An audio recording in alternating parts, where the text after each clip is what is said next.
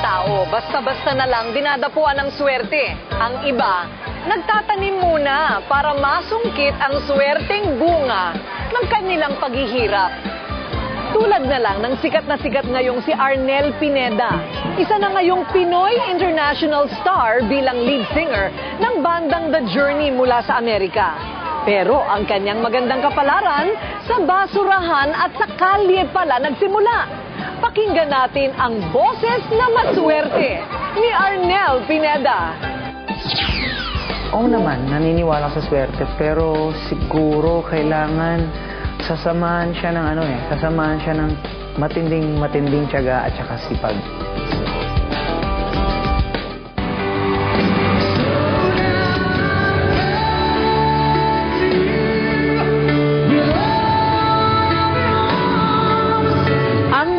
Na timbre at makapangyarihang tinig na ito ang sinasabing nagdala ng swerte kay Arnel Pineda, lead vocalist ng isa sa pinakasikat na banda sa mundo, ang Journey.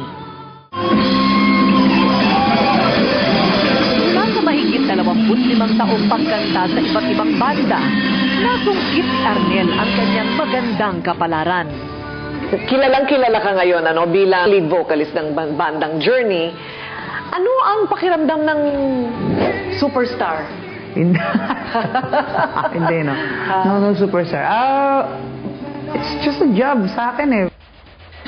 Pero hindi madali ang dinaanang landas ni Arnel. Nagmula sa sukdul na hirap ang kanyang pamilya, ang mga magulang, kapwa mga mananahi. Sa edad na 5 taong gulang, matindi na ang suporta ng ina sa nakitang galing ng anak sa pagkanta.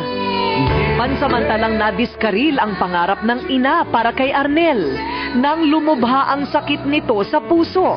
Gaano kahirap yung mahirap? Halos namamalimos na siya ng pera sa mga kamag-anak namin, nangingi ng pagkain sa mga kamag-anak namin para may pakain lang sa amin. To the point na nung namatay na yung mother ko, yun na yung pagkatapos nun, naghiwa-hiwalay na. Nagkahiwa-hiwalay na? Oo, yun na yung nagsimula akong tumira sa kalye-kalye, makitira sa mga kaibigan. Tapos pag talagang nakakayanan tumira sa kaibigan, tutulog sa luneta. Natutulog ka sa luneta? Ano na lang, sasali-sali sa pagbobote dyaryo. Pero hindi napigil ng dinaranas na hirap ang hilig ni Arnel sa pagkanta. Sa edad na 15, siya ang naging lead singer ng bandang Ihos, na sa kalaunay naging amo. Dito na nagkaroon ng pagkakataon si Arnel na mangibang bansa bilang isang profesional na bokalista. Pero ang swerte nga naman, dumarating kapag hindi mo inaasahan. And our folks, is Journey. Dahil nang minsang tumutugtog sila ng grupo, naisip ng isang tagahanga ni Arnel na kunan sila ng video. After 2 months of exposure, na-discover niya ng Nelson. Kasalukuyan ng miyembro ng bandang Zoo si Arnel noon na tumutugtog sa mga club sa Maynila at Olongapo. Nang tawagan siya ni Neil Sean, isa sa mga orihinal na miyembro ng Journey, hindi ito maseryoso ni Arnel. Neil Sean, kukontakin ako. Sabi ko, that's a lot of BS. Sabi ko sa kanya. Pero kilala mo na yung Neil Sean. Oo, sabi ko, imposible, superstar to. Kinausap na nila si Direk Bert. They kept in touch for a while para lang, maayos yung papers. Pagdating mo ngayon ng Amerika, ilan kayong nag-audition? Isa lang ako. They really waited for me. Naghanap talaga sila. Oo, kasi nga, tapos ipinilit na niya kay Jonathan Kena, this is the guy. Neil Sean, the guitarist from Journey, was looking for a new lead singer, and he went to YouTube and saw this guy. Disyembre ng taong 2007, opisyal na kinilala si Arnel Pineda bilang bagong lead singer ng bandang Journey.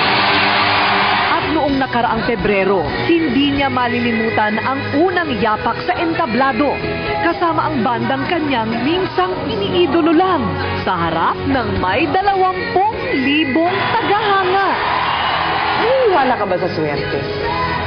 Oo naman, naniniwala sa swerte, pero siguro kailangan sasamahan siya ng matinding tiyaga at saka sipag. Kung alam nilang meron silang talent, mag-stick sila doon, paniwalaan nila na magagawa nila ang imposible through their talent.